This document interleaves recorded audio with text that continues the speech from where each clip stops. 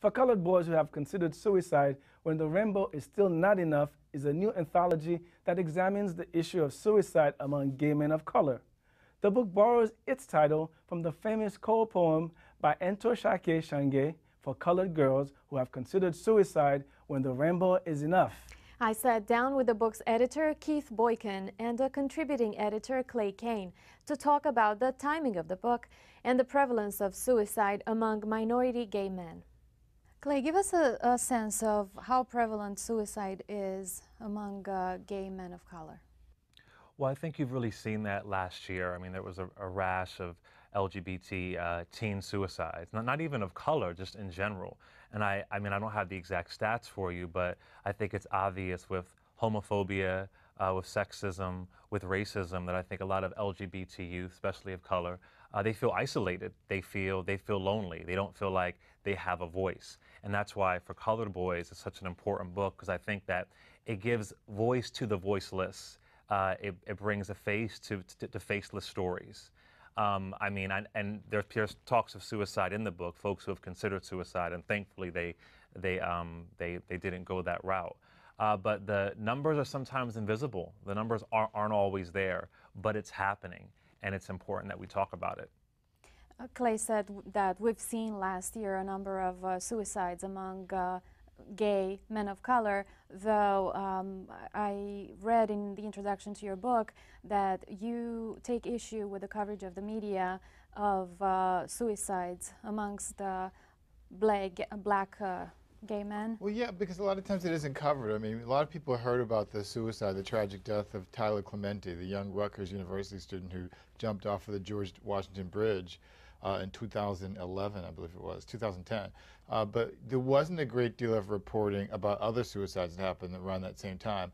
A young boy, Carl Joseph Walker Hoover, an 11-year-old boy in Massachusetts who was a week shy of his 12th birthday, who hanged himself because he was subjected to anti-gay bullying, a black young boy.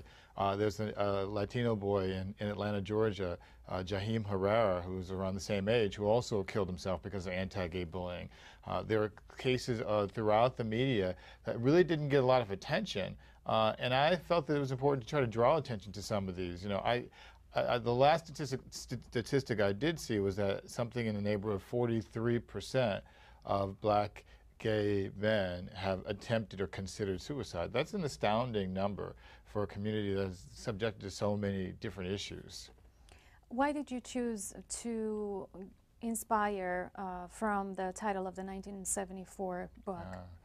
Well, you know, at the same time when Tyler Clementi killed himself and these other cases were being reported, Tyler Perry's version of the For Colored Girls book was released as a film.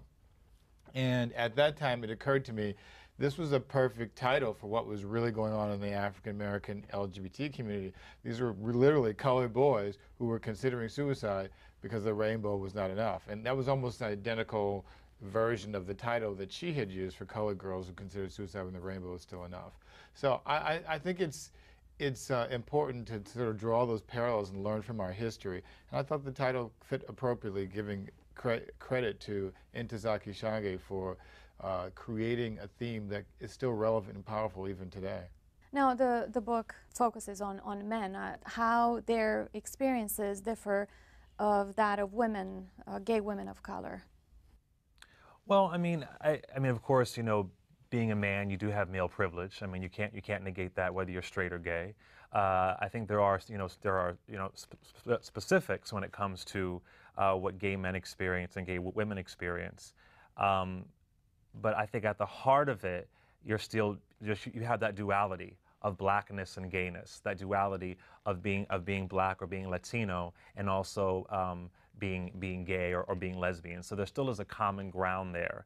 And although we don't have, you know, biological women, so to speak, in the book, we do have folks who are androgynous, who play with gender, like B. Scott, of course, who's a big internet sensation.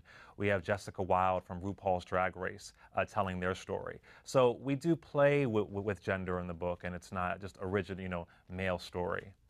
And Keith, why is the rainbow not enough? Well, the rainbow is a term that's traditionally used to refer to the LGBT community. And the rainbow flag has often been used as a symbol of the LGBT community. And the idea that the rainbow is not enough is to suggest that this promise of inclusion and community is obviously not enough to keep these young boys from taking their own lives.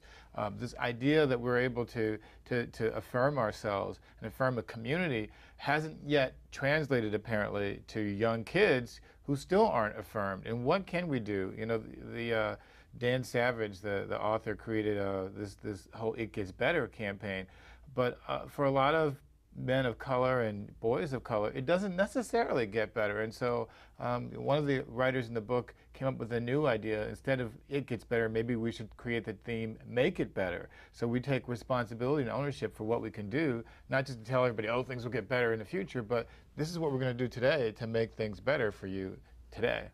And, you know, in reference to the rainbow, I think it's important to point out that we're seeing a shift with the LGBT community. Like Frank Ocean, the amazing, you know, R&B artist, he came out, but he didn't use the word gay. All he did was talk about loving another person. And I think for a lot of us, when it comes to our sexual orientation, it really is above the groin. You know, a lot of folks think it's all about sex, but I know for me, the first time I realized that I was gay wasn't when I first had sex, it was when I first fell in love, when I first waited all night for that phone call, when I had my first date. Those kind of intimate feelings, that's really what being gay is about. It is not about the sex necessarily. And a lot of young people, they're not really identifying with the label so much. They're saying, you know what, I'm a person who likes the same sex, but I'm not going to call myself gay. I don't have to have a big coming out party. Times have changed, and this book reflects how much times have changed and our stories have changed. I want to focus more on the book, and I want to ask you, Keith, would you say that the book represents the new voices of the LGBT community? New voices. What do you think? I think so. I think there's a lot of new voices in here. I mean, there are some familiar names in the community as well, but there are people here who a lot of people have never heard of before, and people who have voices in their own communities. Clay mentioned a few names already, Jessica Wilde, B. Scott. Those are some new voices in the community already, but there are also some old voices, meaning older people who have been established. James O'Hardy, for example, who is a best-selling author, who has a piece in this book.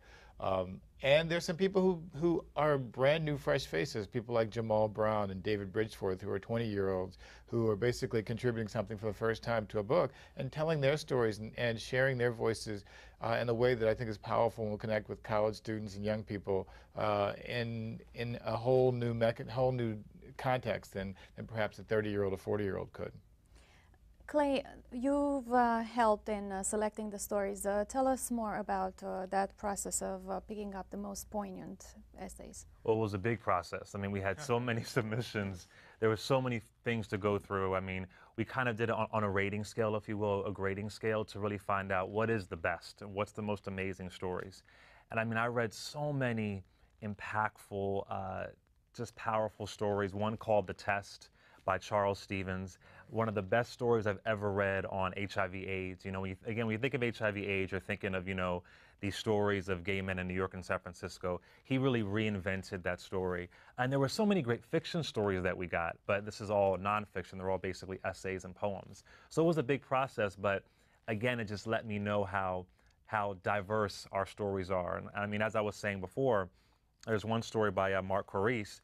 The word gay isn't even mentioned. It's called My Night with the Sun, and it really is about intimacy. So it just lets us know that our stories are so diverse. They're not this little monolith of the down low man, you know, kind of, you know, folks about being afraid of black male sexuality. It's really beyond that. So it was a big process, but I learned a lot, and I read so many great stories. And Keith, how do you go about promoting the book within the community? Just like this, by going out and sharing the word about the book, and going on TV, radio, newspapers, letting people know about it, using social media a lot, Facebook and Twitter. We have a website we've created for coloredboys.com. It's the number 4, coloredboys.com. And I think it's been pretty effective. We've been out on tour. Clay and I have been to Philadelphia and New York together doing some book signing events. And I've also been to Atlanta and to Boston recently. We think we're both headed to D.C. soon, and got San Francisco and some other places in the mix this month as well. So we'll be out around the country just spreading the word, and hopefully people will hear the message. Keith Boykin and Clay Kane, thanks both for being in studio with us today. Thank you. Thank you. The anthology For Colored Boys is currently available at bookstores and Amazon.com. You can also visit their website, forcoloredboys.com.